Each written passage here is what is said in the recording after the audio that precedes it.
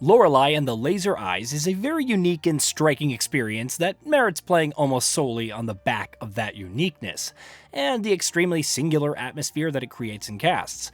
On consideration, a lot of that isn't surprising. It's by the same developers who delivered the wildly popular Sayonara Wild Hearts a few years ago, a game which had a lot of the same strengths as this one, but where Sayonara felt more focused on spectacle and using its audiovisual strengths for a mode of storytelling, Lorelei is a more mechanically involved game.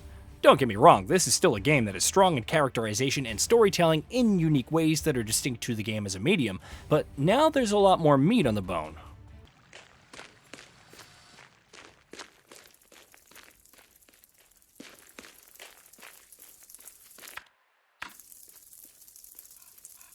Lorelei and the Laser Eyes is essentially set up as one of those old school adventure games. If you played any of LucasArts or Sierra's catalog in the 1990s, or any classic text adventure games, or even some more modern visual novels such as the Ace Attorney or Zero Escape games, you'll have some basic context and idea for how it works. You're basically going around the game's environments, investigating things, contextually interacting with them based on the knowledge or items that you may have at the moment, and puzzling things out. There's obviously the game's own twists and takes on the formula. You could do things out of order, which may change how things unfold, and you can gradually unlock shortcuts that help finding your way across easier and less of a hassle.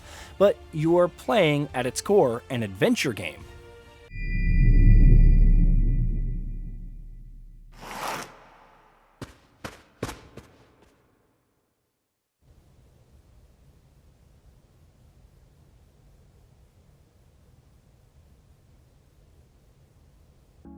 Much like Sayonara, what is truly striking about Lorelei, at least at first glance, is the visuals. The game is highly stylized, using a monochromatic palette broken by splashes of color used sparingly to great effect, and it's a hell of a look. The visuals are immediately eye-catching, and in spite of how simple they may seem, they cast an incredible atmosphere that almost makes the location that the game is set in come to life as a character all its own.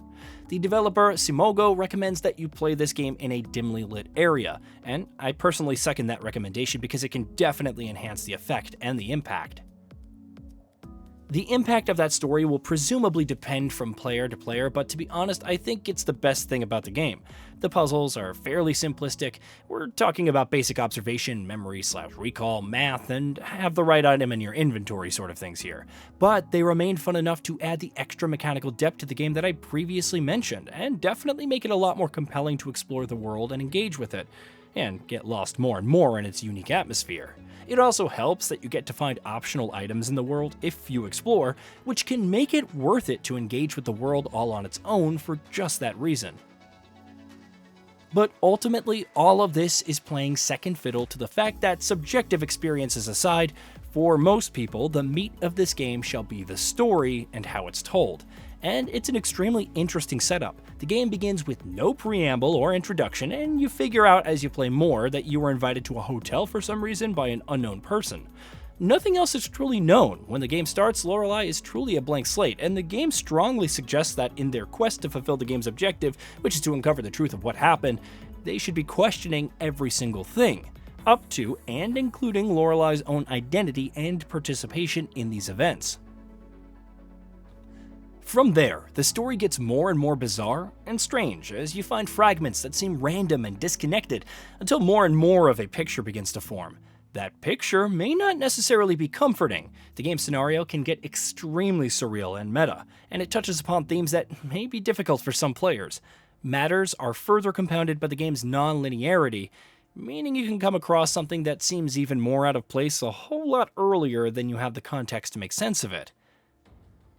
Personally, I really enjoy this style. It's a unique, interactive form of storytelling that is something that can only happen in video games, while movies like, say, Memento employ a lot of similar fragmentary and non-linear techniques in theory for their storytelling.